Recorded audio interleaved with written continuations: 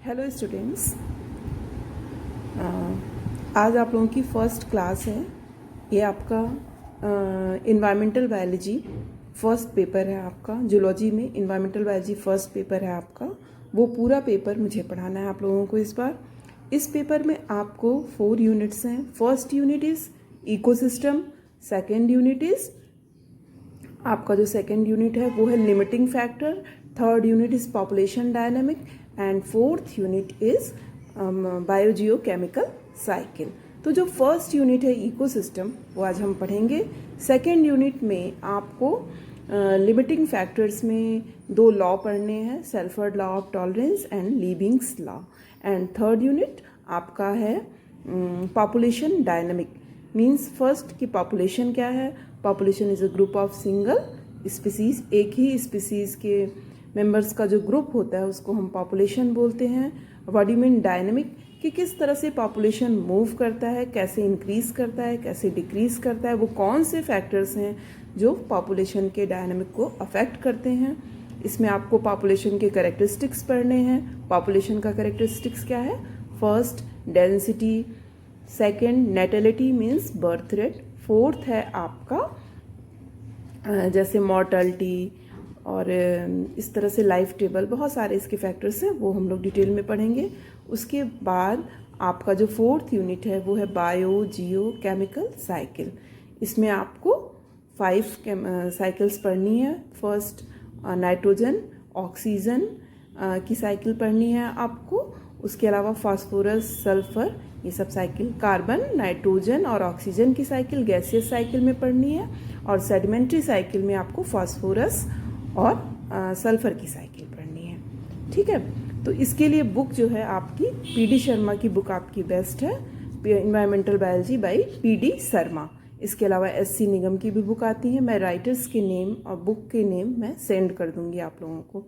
First हम start करते हैं। जो आज का टॉपिक है आपका वो है इको सिस्टम।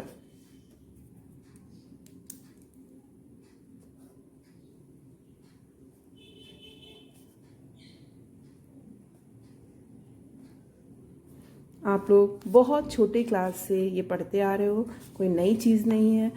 फर्स्ट थिंग है कि व्हाट इज़ इकोसिस्टम। तो इकोसिस्टम आप 2 पार्ट में डिवाइड कर सकते हो, इको प्लस सिस्टम। मतलब इन्वायरमेंट का जो सिस्टम है उसको हम बोलते हैं इको सिस्टम। अब है इकोसिस्टम टर्म जो है सबसे पहले किसने दिया। इकोसिस्टम टर्म सबसे पहले दिया A.G. टेंसले ने। A.G. टेंसले ने 1935 में। The word ecosystem was coined by A.G. Tansley 1935 में सबसे पहले इन्होंने ये टर्म दिया। इससे कुछ रिलेटेड और टर्म्स थे पहले जिस नाम से बोलते थे, वो है बायोसेनोसिस। बायोसेनोसिस ये टर्म जो है किसने दिया, मोबियस, MOBIUS 1877 में। एंड सेकेंड इज माइक्रोसोम,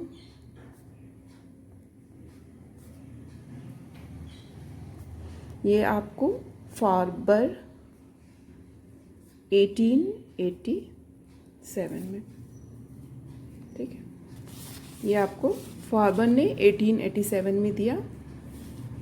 उसके अलावा आपका टर्म जो है वो है बायोजियोसेनस। बायोजियोसिनोस ये टर्म किसने दिया, ये साइंटिस्ट का नाम है सुकाचेवन 1964 में। ये सब टर्म है, इससे पहले इकोसिस्टम से पहले ये सब टर्म यूज़ किए जाते थे आपके। अब लेकिन फाइनली इसको इकोसिस्टम टर्म किसने दिया, टेंसले ने। अब टेंसले ने कैसे इसको डिफाइन किया कि व्हाट इज़ इकोसिस्टम। तो उन्होंने कहा the system resulting from the integration of all the living and non living factor of environment. Ecosystem आपका किससे बना हुआ है, लिविंग एंड नॉन लिविंग दोनों फैक्टर के इंटरेक्शन से जो सिस्टम क्रिएट होता है उसको हम बोलते हैं इकोसिस्टम। ठीक है, the ecosystem may then be defined as a unit of the biosphere consisting of organisms and their physical and chemical environment, tuned in a machine-like organization and driven by the energy received from the solar radiation. Ecosystem को हम एक machine की तरह define कर सकते हैं कि एक मशीन है जिसमें कि आपके living and non living beings उसके कंपोनेंट्स हैं, और वो मशीन किससे चलती है? आपकी एनर्जी से, और ये एनर्जी कहाँ से मिलती है हमको? सोलर रेडिएशन से। ठीक है। और ecosystem is a self regulating and self sustaining system. इसको कोई और नहीं चलाता, ये खुद से रेगुलेट होता है और खुद से ही वो सस्टेन एग्जिस्ट कर रहा है, और वो तभी तक चलेगा जब तक कि उसको एनर्जी मिल रही है। जैसे ही उसको एनर्जी नहीं मिलेगी, इकोसिस्टम नहीं चलेगा और हम लोग सर्वाइव नहीं कर सकते। कोई भी इंडिविजुअल, वो प्लांट हो या एनिमल हो, कोई भी लिविंग बीइंग, वो अकेले सर्वाइव नहीं कर सकता है। सब एक दूसरे पे इंटर डिपेंडेंट हैं। जैसे अगर एक प्लांट है तो वो आपका लिविंग बीइंग है, लेकिन जो उसकी सराउंडिंग्स है, एयर है, लाइट है, सॉइल है, ये सब नॉन लिविंग है। लेकिन कोई भी प्लांट अकेले सर्वाइव नहीं कर सकता है अगर उसको सब चीज़ उसको प्रॉपर अमाउंट में नहीं मिलता है, तभी वो डेवलप करेगा। इसका मतलब है कि आपके non living being living being पे और living being non living being पे डिपेंडेंट होते हैं, और यही जो उनका एक दूसरे पे इंटरडिपेंडेंट सिस्टम बना हुआ है, इसी को हम बोलते हैं इकोसिस्टम। इकोसिस्टम को ईपीओडम आपके इकोलॉजी के फादर ऑफ इकोलॉजी भी कहा जाता है इनको। और ईपीओडम की जो बुक है आपकी इकोलॉजी पे, इन्वायरमेंटल साइंस पे, आपकी इकोसिस्टम पे जो बुक है इनकी, ये आपकी बाइबल की तरह या गीता की तरह इसको हम लोग बोलते हैं कि best book of the Odum. ठीक है।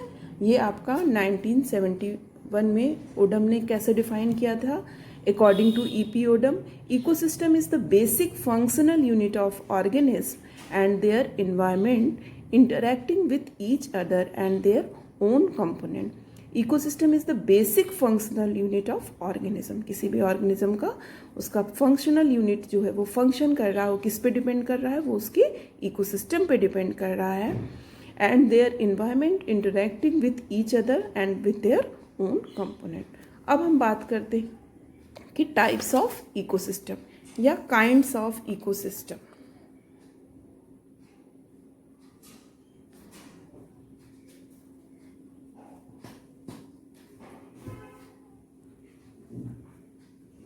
ठीक है। अब बात आती है कि इकोसिस्टम कितनी तरह का होता है, टाइप्स कौन कौन से इकोसिस्टम के होते हैं। मेनली जो इकोसिस्टम होता है वो आपका दो तरह का होता है। एक होता है terrestrial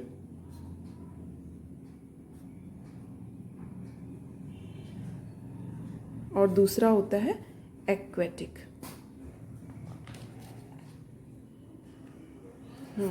terrestrial and aquatic.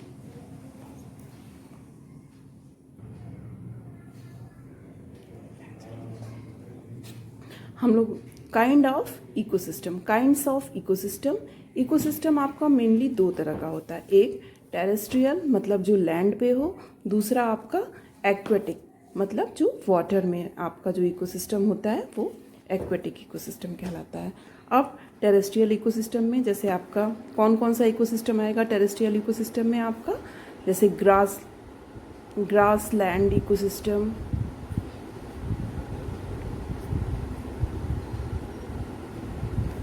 Forest ecosystem,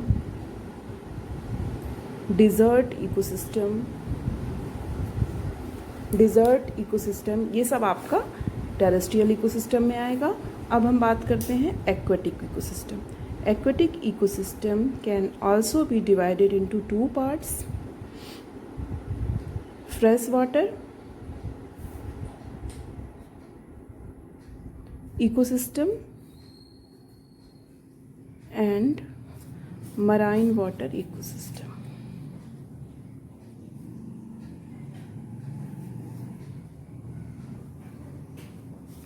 ठीक है।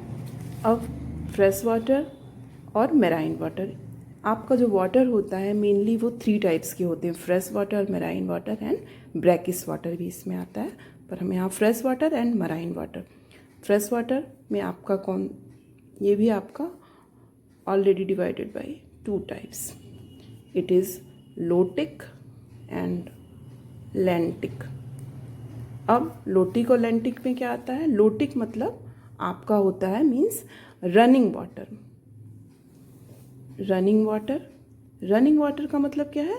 जो वाटर आपका जिसमें वाटर करेंट है जो फ्लो कर रहा है, तो इसमें आपके एग्जांपल्स आते हैं रिवर, स्ट्रीम, आपका ये सब रनिंग वाटर में आ गए। लैंटिक मतलब स्टैंडिंग वाटर।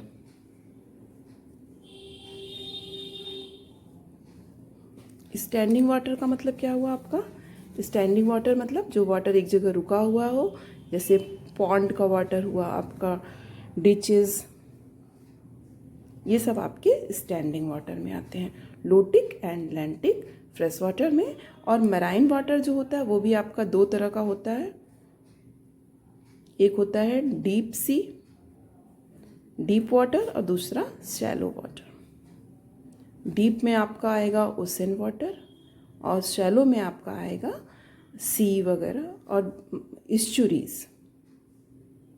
ठीक है, तो हम एक बार फिर से देख लेते हैं काइंड्स ऑफ इकोसिस्टम।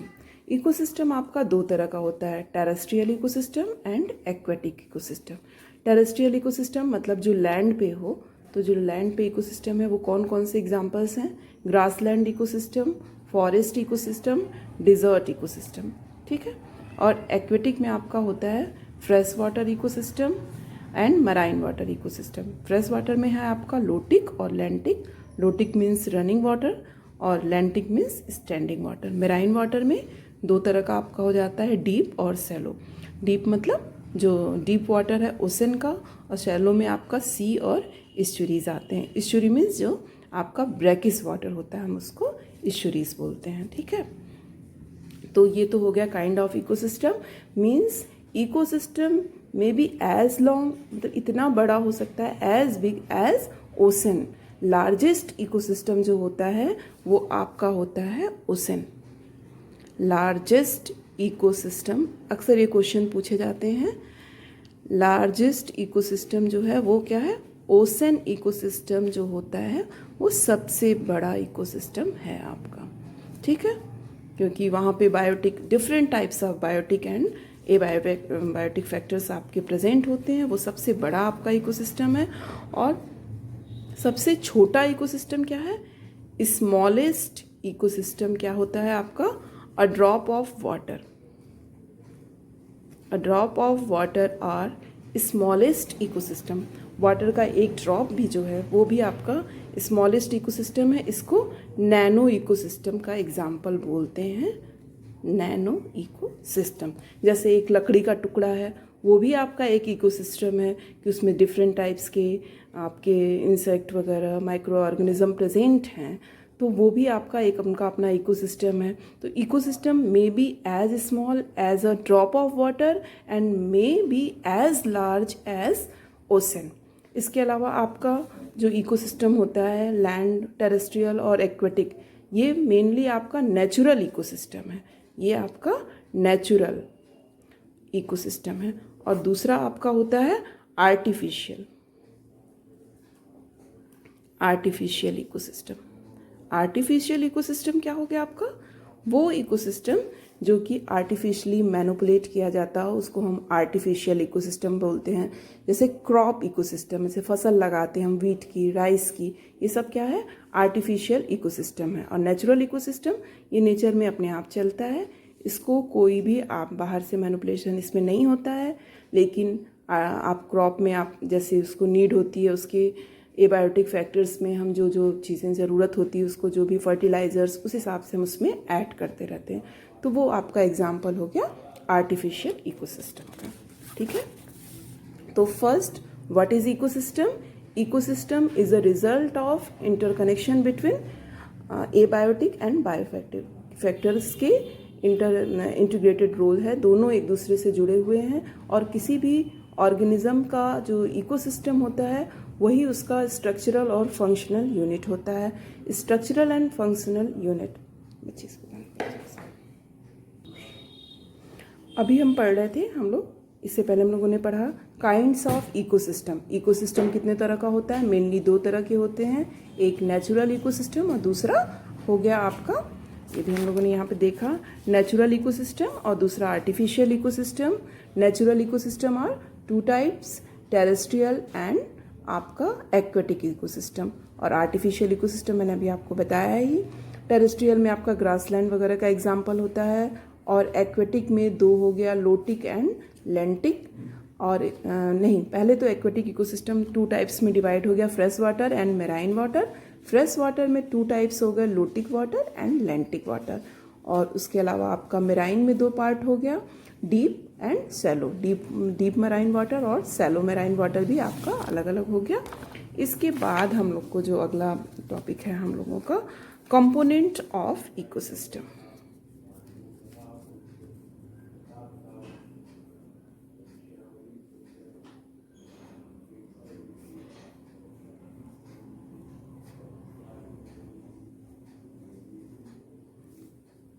इकोसिस्टम का कंपोनेंट क्या क्या है? तो ecosystem are made up of two components. First is biotic component and other is abiotic component. अब बायोटिक और एबायोटिक क्या है? ये लिविंग बीइंग वाले जितने कंपोनेंट्स हैं, और दूसरा है आपका नॉन लिविंग कंपोनेंट जो है वो एबायोटिक कंपोनेंट है। अब हम बायोटिक कंपोनेंट की बात करते हैं। बायो वर्ड जहाँ भी लग गया वो लिविंग बीइंग की बात कर रहा है। तो बायोटिक कंपोनेंट जो होता है वो आपका दो तरह का होता है।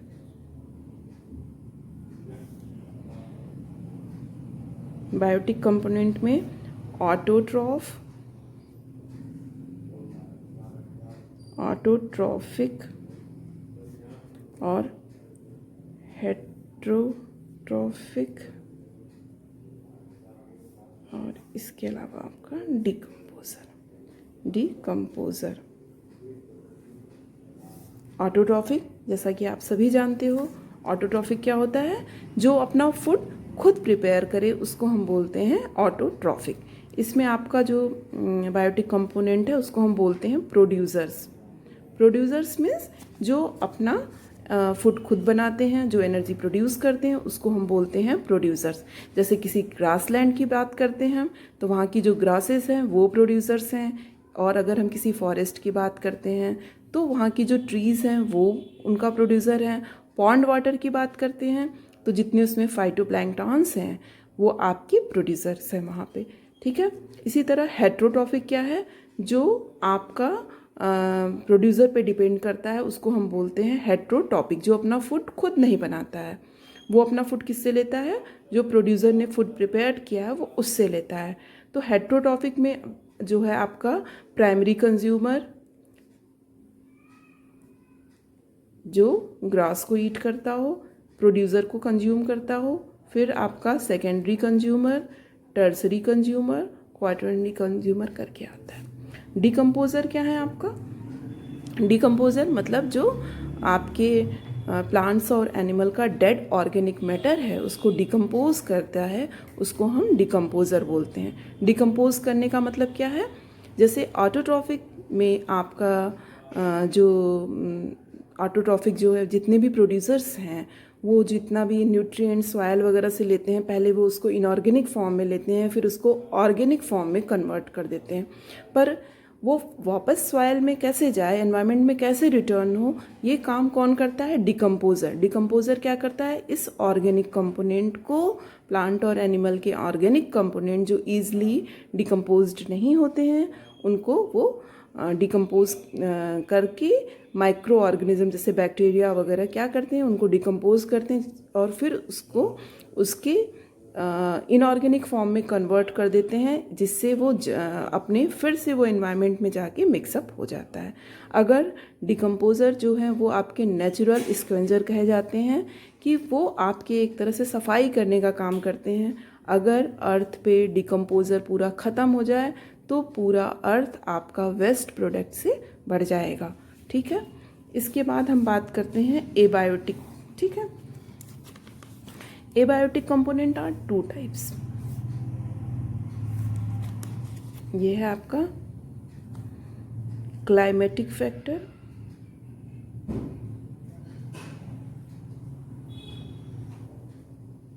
और दूसरा है इडेफिक फैक्टर।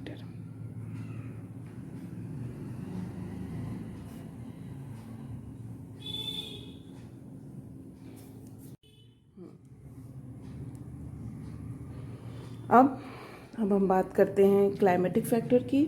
तो क्लाइमेटिक फैक्टर्स में आपका जो है फर्स्ट जो आता है क्लाइमेटिक फैक्टर में वो है एयर, वाटर,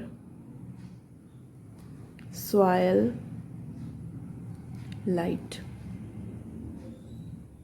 और इडेफिक फैक्टर्स में आपका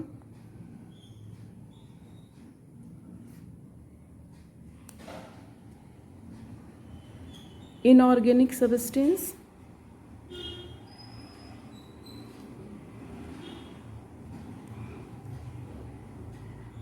और ऑर्गेनिक सब्सटेंस।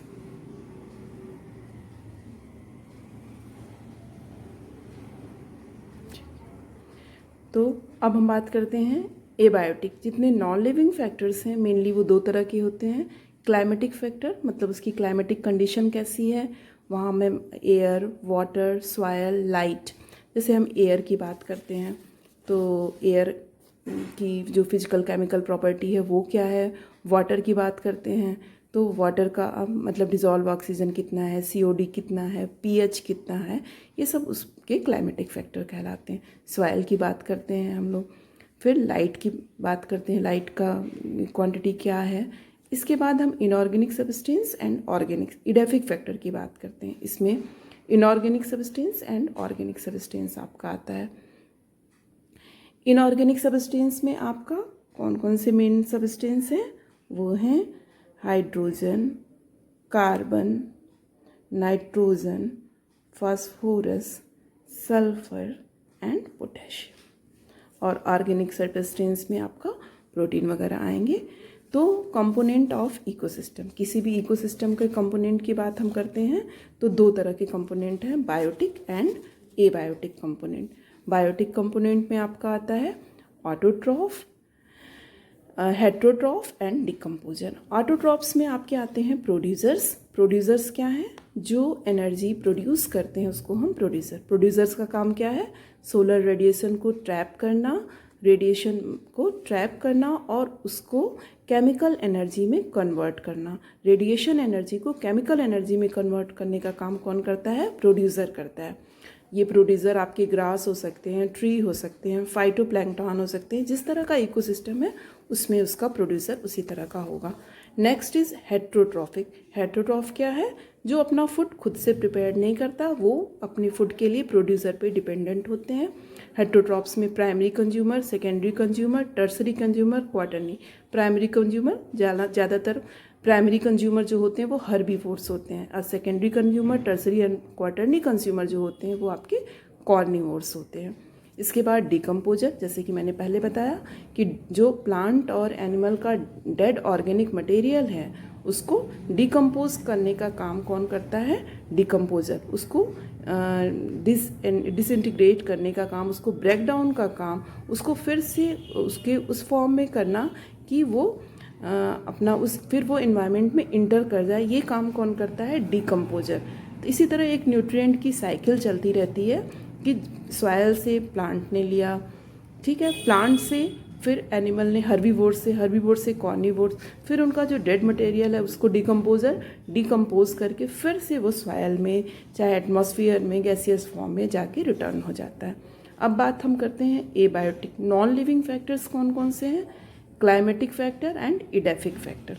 क्लाइमेटिक फैक्टर में आपका आता है air, water, soil and light, ठीक है। इडेफिक में inorganic and organic substances.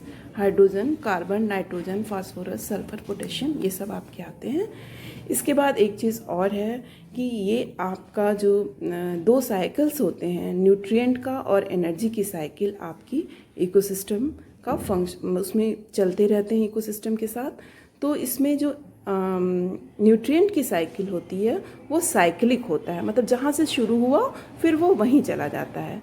Cyclic होने का मतलब क्या है, कोई चीज़ जहाँ से स्टार्ट हुई वो वापस वहीं चली जाए तो वो साइक्लिक है। तो इसमें जितने भी आपके इनऑर्गेनिक कंपोनेंट्स हैं, जहाँ से जैसे वो आपके न्यूट्रिएंट हैं वो जहाँ से लिए जाते हैं वो वापस, जैसे अगर एयर से लिया गया तो लास्ट में फिर वो एयर में चला गया, एटमॉस्फेयर में चला गया। अगर सॉयल से लिया गया तो फिर वो सॉयल में ही चला गया। ये नेचर का एक अपना साइकिल बना हुआ है। तो न्यूट्रिएंट की जो साइकिल होती है वो साइक्लिक होती है, पर एनर्जी का जो होता है, हम एनर्जी की साइकिल नहीं बोलते, एनर्जी का फ्लो बोलते हैं। एनर्जी जो होती है वो नॉन साइक्लिक होती है या सेमी साइक्लिक होती है। आपको लगता है कि एनर्जी के साथ साथ न्यूट्रिएंट भी तो चल रहा है, प्रोड्यूसर से हर्बीवोर्स में, हर्बीवोर्स से कॉर्निवोर्स से, फिर डिकम्पोजर में, लेकिन आपका क्या होता है कि सन से लेता है जो प्रोड्यूसर एनर्जी को ट्रैप करता है, फिर वापस सन में नहीं जाता है। इसलिए एनर्जी को हम बोलते हैं एनर्जी का फ्लो होता है और न्यूट्रिएंट की साइकिल होती है। तो अगर आपसे पूछा जाए कि एनर्जी मतलब जो है क्या है, साइक्लिक है या नॉन साइक्लिक है या सेमी साइक्लिक है, तो आप इसको सेमी साइक्लिक बोलेंगे। इकोसिस्टम में एनर्जी जो है वो नॉन साइक्लिक या सेमी साइक्लिक होती है। अब हमको डिफरेंट टाइप्स के एग्जाम्पल्स के साथ इकोसिस्टम को पढ़ना है। जैसे हमने कहा कि कुछ एग्जाम्पल, जैसे आप पॉन्ड इकोसिस्टम का एग्जाम्पल पढ़ना होगा आपको, और या ग्रासलैंड इकोसिस्टम का, फॉरेस्ट इकोसिस्टम का, डिज़र्ट इकोसिस्टम का या लैक इकोसिस्टम का, एक एक करके हम लोग एग्जाम्पल के साथ डिटेल में अभी पढ़ेंगे। कि जैसे जब अगर हम पॉन्ड्स की बात करते हैं तो पॉन्ड में आपका प्रोड्यूसर कौन होगा? पॉन्ड में आपका प्रोड्यूसर ज़्यादातर आपके phytoplanktons, micro and macro vegetation दोनों होते हैं। माइक्रो वेजिटेशन का मतलब फाइटोप्लैंक्टन्स, और मैक्रो वेजिटेशन में जो पॉन्ड में प्लांट्स वगैरह प्रेजेंट होते हैं उनको हम मैक्रो वेजिटेशन बोलते हैं। अब इसके बाद उसके हेट्रोट्रॉफ्स क्या हैं? तो पॉन्ड का हेट्रोट्रॉफ क्या होता है? फर्स्ट प्राइमरी कंज्यूमर, मतलब हर्बीवोर्स का मतलब हुआ उसमें पॉन्ड में जो आपकी हर्बीवोरस फिशेज हैं, और सेकेंडरी कंज्यूमर्स आपका जो कॉर्निवोरस फिशेज हैं, ठीक है। और उसमें कौन जो डिकम्पोजर हैं, कौन कौन सी बैक्टीरियाज प्रेजेंट हैं जो उनको डिकम्पोज करती हैं। इसके बाद आपका एबायोटिक कंपोनेंट में climatic factor and edaphic factor, तो ये सब चीज़ें कि अब पॉन्ड है तो उसमें वाटर सॉइल कैसा है, वाटर लाइट कितना पेनिट्रेशन उसका हो रहा है, ये सब चीज़ें उसमें उसका बताना पड़ेगा आपको। Light is most important factor, light भी बहुत इंपॉर्टेंट फैक्टर है, क्योंकि लाइट ही आपका फोटोसिंथेसिस आपका लाइट पे डिपेंड। पापा से बात आती है, लाइट जो है आपका। हेलो स्टूडेंट्स, ये आप लोग की पहली क्लास थी और ये एक सिर्फ आपकी इंट्रोडक्शनरी क्लास है, और अगली क्लास में, नेक्स्ट क्लास में हम लोग प्रॉपर वे से अपनी पढ़ाई स्टार्ट करेंगे। इस क्लास में जो भी आप लोग को ड्रॉबैक समझ में आता है या मैं खुद भी फील करती हूँ, वो मैं नेक्स्ट क्लास में आप लोग को दूर करने की कोशिश करूँगी। इस समय की डिमांड यही है कि हम लोग इसी तरह से क्लास लें प्रेजेंट डे में, जब तक हम लोगों की ऑफलाइन क्लासेस स्टार्ट नहीं हो जाती। तो अपनी तरफ से हम लोग इससे जितना भी बेस्ट कर सकते हैं करने की कोशिश करेंगे, लेकिन आप लोगों के हेल्प के बिना कुछ भी पॉसिबल नहीं है। तो आप लोगों का कोऑपरेशन, और मैं अपनी तरफ से पूरी कोशिश करूँगी कि आप लोगों को सारी चीज़ें आसानी से समझ में आए, और आप लोग को थैंक्स, ठीक है।